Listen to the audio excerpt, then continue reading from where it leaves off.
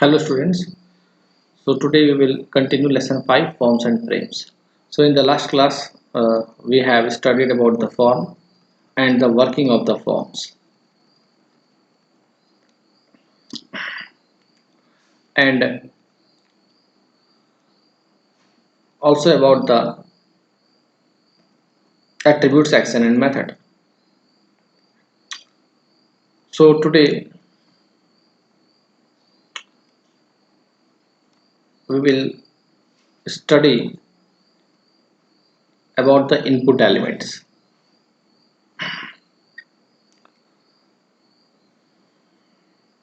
See, the input elements are the form elements that can accept the input from the user. So the following are some of the input elements that can be added to a form.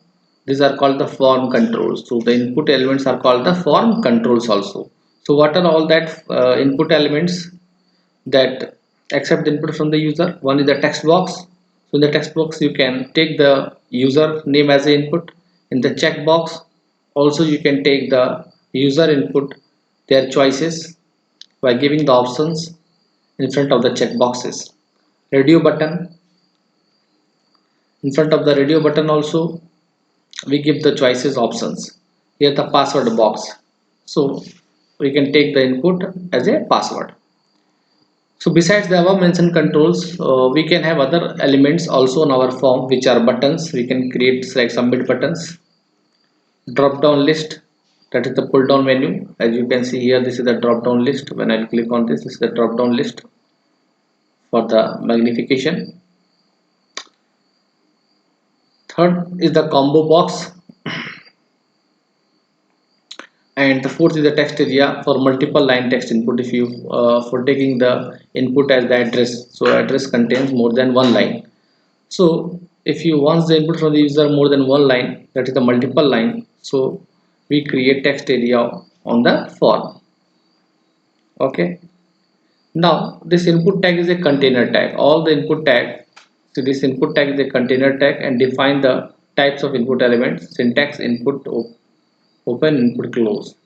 Inside the form element you write text box also you can write, checkbox also you can write, and this input tag is used within the form tag. Inside the form tag we use the input tag.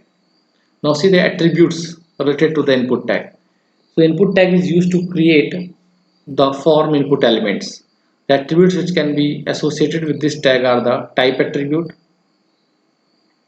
and this attribute specifies what kind of form control will be added to the form, and the default type for the input element is the text. It defines only one line of text. Okay, so it's with the here along with the input element we use the type attribute, we use the name attribute, and we use the value. So here we can write input type equals to button, so input type equals to text box, input type equals to checkbox. Like this you can use it. Say name. Every control in the form we must have a name to identify it. The name attribute specifies the name of an input element.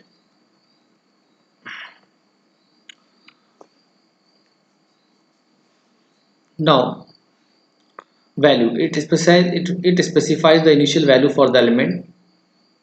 So if you want to give any value for any input element, so that also you can write as a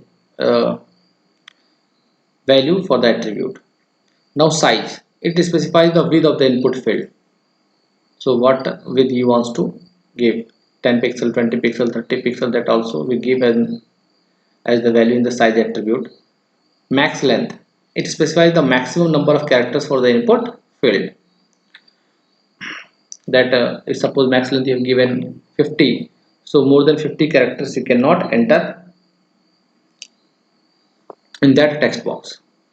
HTML5 input elements introduce several new values for the type attributes such as the date time, number, range, email or URL. Also in the HTML5 you will get some other attributes also. HTML5 introduced a new element output also, which is used to represent the result of different types of output, such as output written by a script. So in the HTML5 language the latest version of the HTML, there you will get the output tag also, and this is only used to represent the result of different types of outputs, such as the output written by script. Means if any code you have written inside the HTML program you have written, so that output will be represented inside this output container tag. Okay, so now here you can take how we add a text box. How we add a text box over the form. A text box allows the user to enter alphanumeric data. Yes, alphanumeric means you can enter alphabet also and numbers also. That is a combination of characters and numbers. So you can add a text box to the form in the following way. How? Input type equals to text, so text box will be added. Input type equals to text. Now the text input element creates a single line text box. Here you get to see this is the text box. Now you can see the code. This is the label name. So that the label element can describe the form controls, means what type of the control this value is going to hold. This is the text box control, and the name of this text box is given name, father's name. So the label element can describe the form controls which help the text to speech browsers to handle form properly. Now here you see the HTML tag opened, head open, inside the head title using form elements. So you can see the title over here, over the title bar. Now the body background color is set cyan. Form tag open. Now inside the form, see the label is written name, and in front of the name, see there is input tag is open, and type equals to text box. As you can see here, the text box, and name equals to first name.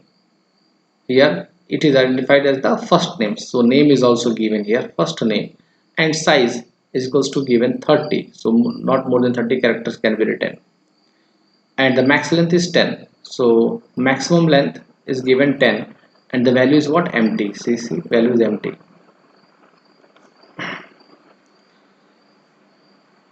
So size means that is 30 given, width is 30 pixel, and the length is given, maximum length is given 10, so not more than 10 characters can be entered. First name should not be more than 10 characters. Value is empty, and 2 times br means there is a 2 line space after this. Yes, 2 line space, and after that you can see father's name, that is the label, and again another input type control is open, element is open, type is equals to text box, name equals to second name is given for the second name, and size equals to 30, the same width of the, that is the width 30 pixel, and max length 10 characters. Value empty. If you write anything here, suppose initially you want to write the father's name Raj Kapoor, so you write in the double quotation mark Raj Kapoor, so Raj Kapoor will appear here when this code will execute. Now the form close and the body close, HTML tag close. Now you can see the output for this. Name, in front of the name there is a text box, father's name, in front of this is the text box. Now form specifies the beginning of the form. Input type equals to text. The value text indicates that the interface element is a text input field. Name equals to first name. First name is the name of the input field or text box. This is the name. First name is given as a name for the text box. And size equals to 30 specifies the text field, that is 30 characters wide. This is the 30 characters wide, the size is given. By default, the size of the text field is 20 characters. Max length 10 specifies the maximum number of characters that the user can enter into the input field. And the value, the attribute specifies any default text in the input field. In our case, since we have not specified anything within the double quotes, so the input field will appear blank.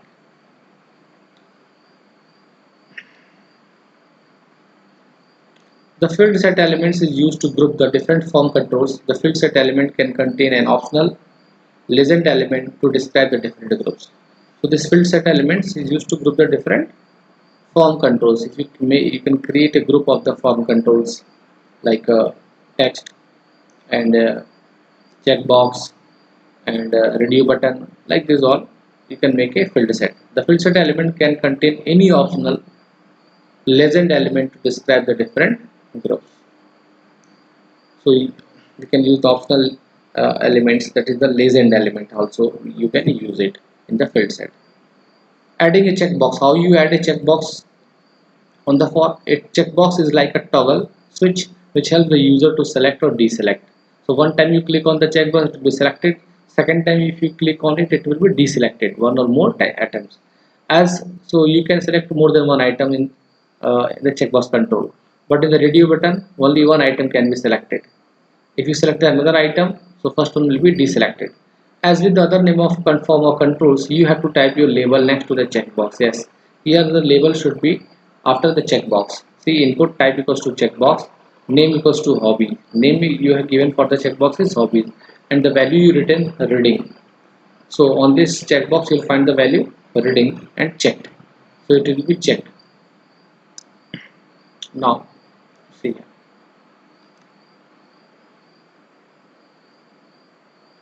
here you can see the code. Body background color light cyan, and form open. Paragraphs is choose your qualification, that is the paragraph. Now input type checkbox name equals to C1. See, input type is the checkbox and name is given for this checkbox is C1. Value you have written graduate. Yes, you can see the value just after the checkbox graduate. So value is graduate means if you click on this, so the value will be for that will be the set graduate. Now checked. Yes, you can see when the code will execute, you will it will be already checked this checkbox, and after that you return the label graduate. See the label just after the checkbox, this is the label, and two line space br. Input type checkbox name C2, second checkbox name given is the C2. Value post graduate, it will store the value, and the post graduate is the label. Now form close, body close, HTML close. So this you are seeing that is the label just after the checkbox, and this value is equals to post graduate means whenever one person will check this, so the form the person will submit. So the value for this checkbox will be submitted to the server is post graduate. So whatever you write here, that will be submitted to the form. Suppose here you have written undergraduate and here the level written postgraduate. So by submitting this form, the value for this checkbox will be submitted undergraduate if you have written here undergraduate. So by writing here what you have written, that will not be sent to the as a value for this checkbox to the form to the server. There you will get the value what you have written here in the double quotation mark as a value for the value attribute. So that value will be submitted to the database. Now here you can see type equals to checkbox indicates that the input form element is a checkbox. Name C1 specifies the name of the checkbox as C1. Value equals to graduate specifies value that will be assigned to the checkbox when it is in the checked state. And this is checked means it determines that the checkbox should be pre-selected when the web page loads. Yes, when the web page loads, so this checkbox is pre-selected. So this is all for today, students. So in the next class we will continue our discussion over the topic this adding a radio button. So this is all for today. Thank you for your attention.